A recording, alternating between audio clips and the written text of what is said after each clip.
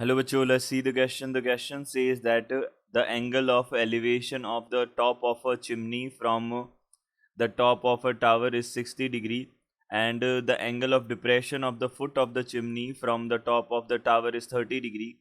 If the height of the tower is 40 meters, find the height of chimney.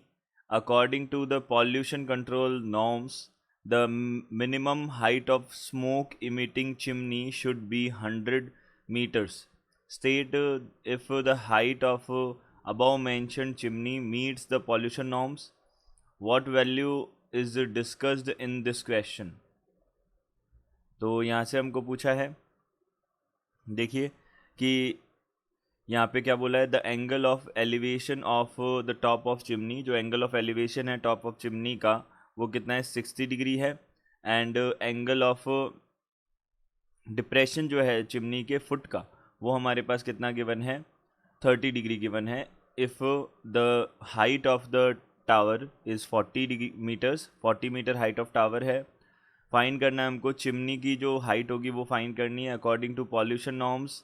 Pollution norms जो हैं उनके according जो height है वो मिनिममली क्या होनी चाहिए, 100 मीटर्स होनी चाहिए चिमनी की. किसी भी स्मोक इमिटिंग चिमनी की 100 मीटर्स होनी चाहिए. State if the height of the above mentioned chimney meets the pollution norms. हमको बताना है हाइट ऑफ चिमनी जो है ये क्या ये पॉल्यूशन नॉर्म्स को फॉलो कर रही है. और हमको बताना है व्हाट वैल्यू इज़ डिस्कस्ड, जो वैल्यू डिस्कस हुई है इस क्वेश्चन में वो भी हमको बताना है. तो यहाँ से हम सबसे पहले की कॉन्सेप्ट की बात कर लेते हैं. तो की कॉन्सेप्ट हमारे पास में क्या होगा, यहाँ हम यूज़ करने वाले हैं ट्रिग्नोमेट्रिक रेशियोज़ यूज़ करेंगे. तो यहाँ से हम टेन थीटा हमारे पास क्या होता है, परपेंडिकुलर अपॉन बेस होता है. इस कॉन्सेप्ट का हम यहाँ पे यूज़ करने वाले हैं. तो सबसे पहले हम एक डायग्राम बना लेते हैं जिससे हमको आइडिया हो जाएगा कि किस तरीके से इस क्वेश्चन को हमको डील करना है. तो ये तो हमारे पास में एक क्या है, ये तो हमारे पास में एक टावर है.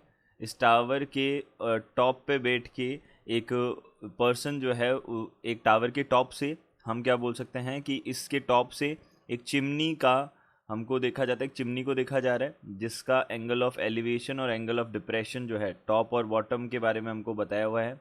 तो यहाँ से देखिए ये हमारे पास ये तो हो जाएगा, इसका चिमनी हो जाएगी, ये तो हो गई चिमनी, और ये हो जाएगा टावर. अब देखिए यहाँ ये हमारे पास हो गया ग्राउंड. अब देखिए यहाँ से जो हमारे पास में ये टावर है उसकी हाइट जो है वो 40 मीटर्स है.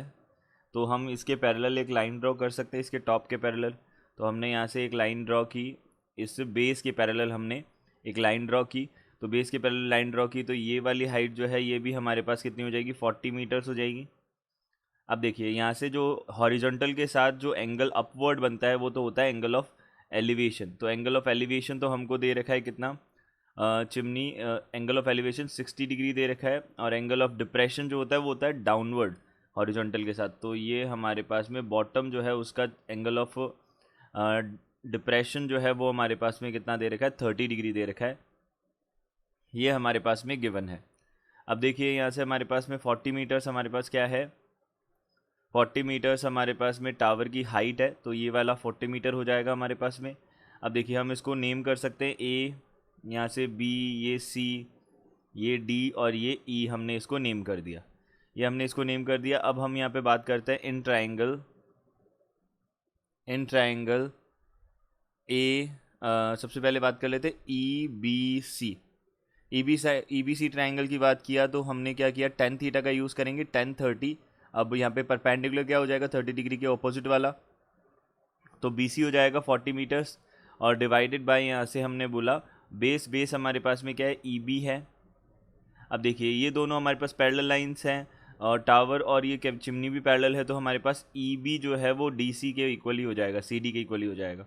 तो हम यहाँ पे ये लिख देते हैं. तो यहाँ पे किस किस क्या हो जाएगा हमारे पास में, ये हम देख सकते हैं कि जो हमारे पास ई बी है, अब 10 30 जो होता है 1/√3 होता है. तो √3 इधर आ जाएगा तो 40√3 मीटर्स हमारे पास में ई बी आ जाएगा. अब ई बी और सी डी तो हमारे पास इक्वल ही हैं.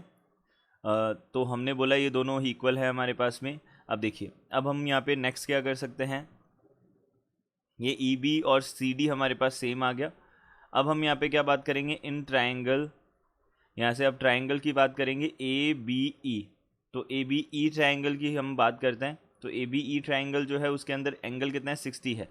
तो यहाँ से 1060 डिग्रीज इक्वल टू कितना आ जाएगा, यहाँ से हमने बोला परपेंडिकुलर, तो हमारे पास AB हो जाएगा और बेस कितना हो जाएगा, EB हो जाएगा। तो यहाँ से हमने बोला EB तो हमको किसके इक्वल दे रखा है, EB जो है वो तो हमारे पास में 40√3 है। तो हमने यहाँ से क्या किया, 40√3 यहाँ पे EB हो जाएगा। तो हम यहाँ पे सबसे पहले तो 1060 का √3 होता है, हमने √3 लिख दिया। दिस इज इक्वल्स टू, अब AB हमको पता लगाना है और EB जो है अभी अभी हमने देखा है। तो EB हमारे पास हो जाएगा 40√3। तो यहाँ से AB कितना आ जाएगा, 40√3 का इधर मल्टीप्लिकेशन किया तो 40 मल्टीप्लाइड बाई 3, ये कितना हो जाएगा 120 हो जाएगा। तो यहाँ से हमने बोला AB कितना हो गया, 120 मीटर्स हो गया। तो हमने बोला यहाँ से कि जो चिमनी की हाइट है, तो हम यहाँ से बोल सकते हैं हाइट ऑफ चिमनी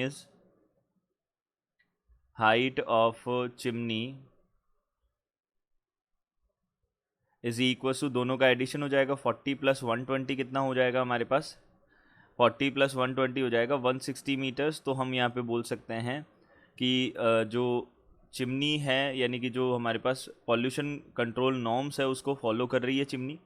तो यहाँ से हम बोल सकते हैं chimney follows the air pollution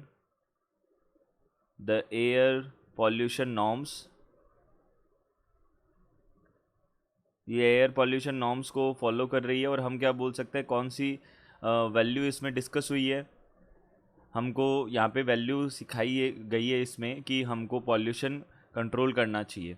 तो यहाँ से हमारे पास में क्या है, we should aware of air pollution, ये हमको यहाँ पे सिखाया है। तो यहाँ पे हम क्या बोल सकते हैं, हमारा आंसर क्या हो जाएगा, हाइट ऑफ चिमनी 160 हो जाएगी। ये एयर पॉल्यूशन जो है उसके नॉर्म्स को फॉलो कर रही है। तो हम बोल सकते हैं यहाँ से यही हमारा सॉल्यूशन है। I hope you understood it well. Good luck, thank you.